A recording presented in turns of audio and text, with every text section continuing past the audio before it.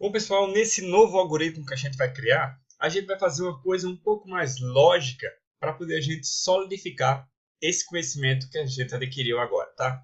Então, a gente vai criar agora um algoritmo para pintar uma tabela, por exemplo, com linha sim, linha não.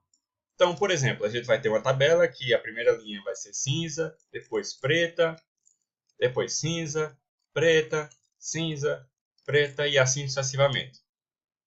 Tudo bem? Você já fez isso provavelmente no Excel, né? Para pintar uma linha de uma cor de outra, porque fica mais fácil de você visualizar as informações. Então vamos criar um algoritmo agora para fazer justamente isso daí. Antes da gente criar esse tipo de algoritmo, a gente tem que entender uma coisa. Às vezes você vai precisar de uma variável auxiliar. Então, o que é essa variável auxiliar? Vamos ver ela na prática aqui agora.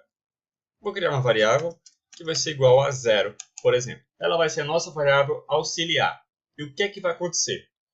A gente vai fazer uma série de comandos agora, e toda vez que essa variável for igual a 0, a gente vai pintar a linha de preto. Quando essa variável for igual a 1, a gente vai pintar essa linha de cinza, tá bom? Então a gente vai ficar fazendo essa alternância. Então, vamos lá. A gente precisa do número de linhas, porque senão o nosso sistema vai ficar rodando indefinidamente. Tá certo? Então, a gente vai ter 10 linhas aqui. Enquanto a linha atual, que é uma outra variável auxiliar, tá vendo? A gente vai precisar de muita variável auxiliar. Então, a linha atual vai ser 0, porque vai ter que começar da linha, vai ser 1 no caso, vai ter que começar da linha 1.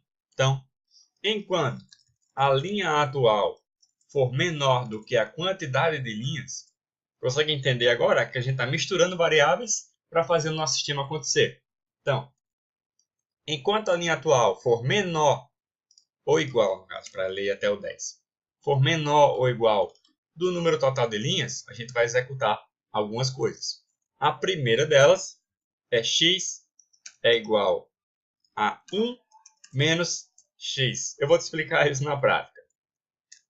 E depois, se x for igual a 0, pintar linha de preto. Caso contrário, pintar linha de cinza. Aqui a gente tem duas opções que a gente pode fazer. Ou a gente usa o caso contrário, já que a gente só tem duas opções, ou é 0 ou é 1, ou é 0 ou é 1. Então a gente pode usar o caso contrário. Mas em outros casos, a gente precisa fazer assim. Se x é igual a 1, faz isso, entendeu? A gente pode fazer dessa forma, não tem problema. Então, x for igual a 0, pinta de preto. X for igual a 1, pinta de cinza, tá bom? E aí, por que esse cara aqui vai funcionar? Olha só que legal. Vamos fazer aqui a teoria como se esse código estivesse rodando. Nosso x é 0, inicialmente é 0, né? Então, a gente vai fazer 1 menos 0, o que vai dar 1. Concorda? Então, x agora é 1. Da próxima vez que a gente for rodar o nosso código, x vai ser 1, a gente vai fazer 1 menos 1. Vou botar aqui para você ver. 1 menos 1. Então, x agora é 0. Da próxima vez, vai ser 1 menos 0. E aí vai ser 1. E assim sucessivamente. Então, sempre que eu rodar esse comando, o x vai ficar alterando entre 1 e 0. 1 e 0. Isso são técnicas lógicas que a gente aprende no decorrer do tempo da nossa vida de programador. Não só essa, mas diversas outras. Coisas como, por exemplo, se a gente fizer um código dessa forma, 1 menos a variável, x igual a 1 menos a própria variável, a gente vai ter um vai e volta, um vai e volta, um vai e volta. Isso são lógicas que você vai aprendendo no decorrer do seu tempo de programação, tá? Eu estou só te adiantando algumas para a gente poder entender e fazer os nossos próprios sistemas. Então, enquanto a linha atual for menor ou igual a linhas, ele vai executar essa galerinha aqui. Mas depois que a gente terminar de executar ela, a gente precisa executar também um novo comandinho, que é linha atual vai ser igual a linha atual mais 1. Porque a gente precisa mexer nesse cara aqui. Sempre que executar esse comando, a gente vai para a próxima linha agora. Para fazer isso, a gente muda a linha atual. Faz sentido para você? Então, enquanto linha atual agora começa como 1, for menor do que 10. Então, ele vai entrar. Aí o x, que é 0, vai virar 1. Então, se x for 1, pinta a linha de cinza. E vai para a próxima linha.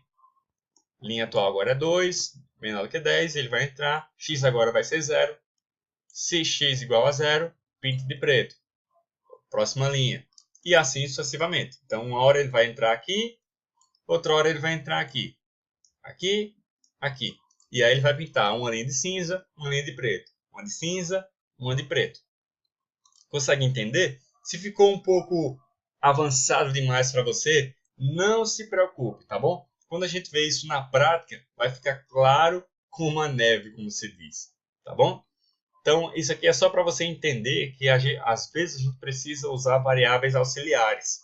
Se eu não tiver essa x nem essa linha atual, eu não tenho como fazer esse código, porque eu preciso delas para funcionar. Mesmo que eu não imprima elas na tela, que eu não mostre para o usuário, mas elas existem para me auxiliar no processo.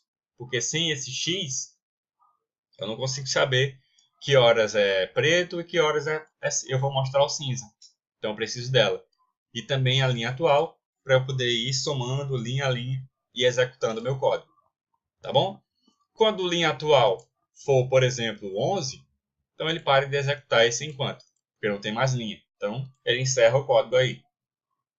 Então, na próxima aula eu vou te mostrar qual é a diferença entre tudo isso que a gente viu agora e a prática mesmo, a programação propriamente dita. Antes da gente entrar no próximo módulo, que aí a gente vai começar a meter a mão na massa de verdade. Tá bom? Então, até a próxima aula.